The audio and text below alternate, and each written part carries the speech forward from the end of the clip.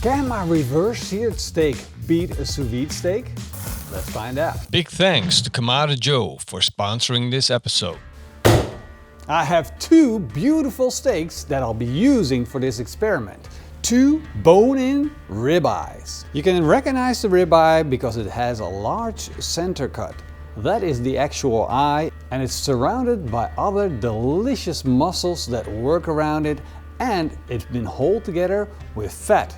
And all of that together is the ribeye. And if you order a bone-in ribeye, you are sure that you end up with a thick one, like this. This is the steak that I'll be using the reverse sear technique on. Reverse searing means we're going to smoke the steak first, bring it up to temperature, then let it rest, and finally sear it off. And this is the steak that I'm going to be cooking with the sous vide method. Sous vide method means putting your food in a bath, warming up that bath to the set temperature. And the sous vide technique is also well known for its accuracy. And once it's reached that temperature, it's time to sear it off. Now personally, I haven't cooked many sous vide steaks, and I wonder, can my reverse seared steak beat that sous vide steak? I'm transferring the sous vide steak in a plastic bag. This is a sous vide machine, and I set it to keep the water at a constant temperature of 54 degrees Celsius. Make sure that it's fully submerged and wait for at least 2 hours. For my reverse seared steak, I'm gonna fire up my barbecue. I'll be cooking on the Kamado Joe Kettle Joe. This is a perfect barbecue to use this method on. The first step is cooking the steak low and slow. Therefore, I need to load it up with some charcoal. Put in a fire starter, take out my gas torch and light it up. Once the charcoal is lit and is ready to go, it's time to add a chunk of wood. I'm putting in a chunk of beechwood because that is my preferred flavor profile for smoked meats. Next up, I'm gonna put in my slow roller. This is perfect for indirect cooking. I'm gonna stick a thermometer in my steak and put it on the barbecue. With the sous vide method, you set your water bath to the desired core temperature of the steak, and with the reverse sear method, you use a thermometer to measure the core temperature of your steak. I'm gonna close the lid, set the top vent to 2 stripes open and the bottom vent to 1 finger open. This is gonna give me a smoking temperature of around 120 degrees Celsius, which is going to be perfect for the reverse seared method and to get that steak up to a temperature of 54 degrees Celsius, just like we do with our sous vide bath. And if you love cooking, you can't just sit around waiting for a steak to be cooked without cooking something else. So we're gonna make a salsa verde style steak sauce. Or it's like not really a salsa verde, it's a steak sauce that I love to put on my steak. So here we go. First, I'm going to remove the leaves from the stem of the oregano. That's about 10 twigs of oregano. Then it's time for the rosemary.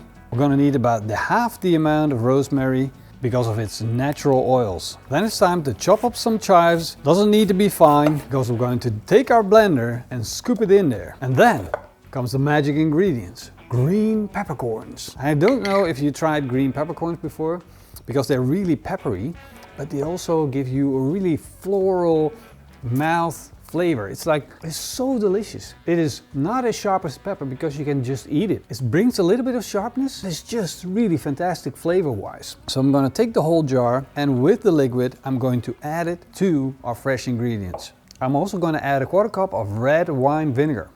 And then it goes into my blender and we're gonna grind it up until it's really fine. Then I'm gonna add about 1/2 cup of olive oil. Good extra virgin olive oil, of course. And to boost the flavors, I'm going to add a tablespoon of salt. And I'm going to mix it all up.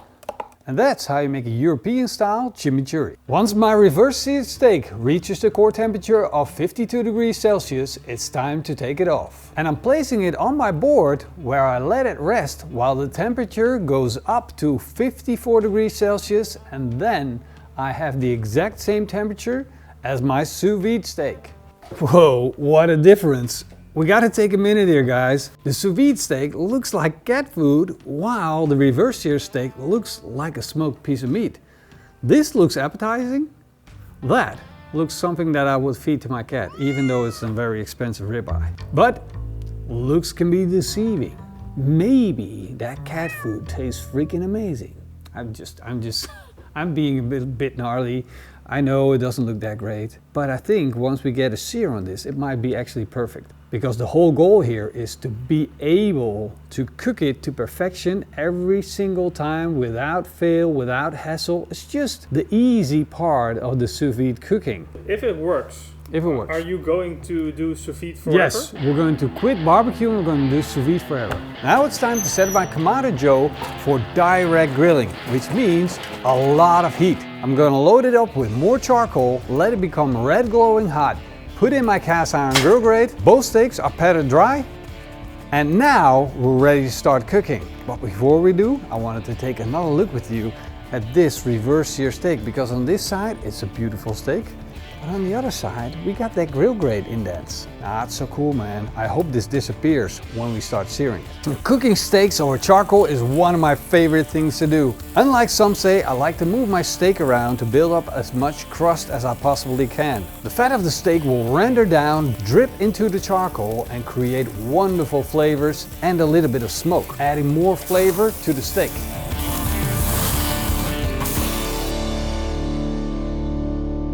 Now my sous vide steak is on. Is it going to be the same thing, or is it going to be completely different? So far, we got a little bit of flames, we got a little bit of heat. Things look exactly the same. Let's flip this around, have a quick look. Wow, that already looks better than that ugly pink. I want a little bit more crust on it, so I'm going to let it continue to go. Render a little bit more of that fat down so we get those nice little bubbles on the outside of the steak. And then it looks like this. Look at that beautiful bubble on that steak. And now we can have the real side-by-side comparison. First thing that I'm gonna do, sprinkle on a little bit of salt. I know some of you like to season your steaks up front, but this is the way I love to do it. With a little bit of finishing salt, fleur de sel is the perfect thing to use. And this is gonna melt onto my steaks while I'm talking to you about what I see, because I see a big difference. Let's first take a look at the reverse seared steak. I see a steak that has a red undertone and a nice crust on top. It looks juicy on the outside and the fat rendered down in a really nice way. Now let's take a look at the sous vide steak. The color behind the steak is much lighter. There's a light brown undertone with a dark brown finishing crust. The fat is not as much rendered down as with the reverse seared steak. And that's all I can tell you from the visual aspect. But in reality, we can look at the outside all we want, but we need to take a look on the inside to see which one performed best.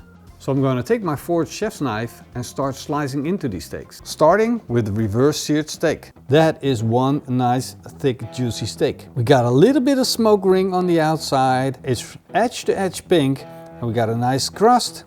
This looks like a really nice juicy steak. Look at that, juices are running. This thing is absolutely freaking amazing. Now a center cut on the sous vide steak, and then we're gonna go, where are you? Then we're gonna go to the commercials. No. We're gonna have a commercial break. This is what television people do. That's how they make money. You should, no?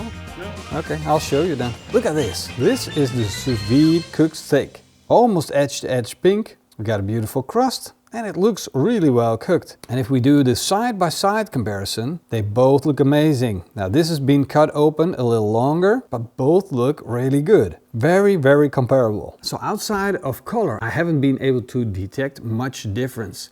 It's not like one steak is more juicy than the other, one is cooked more from edge to edge than the other.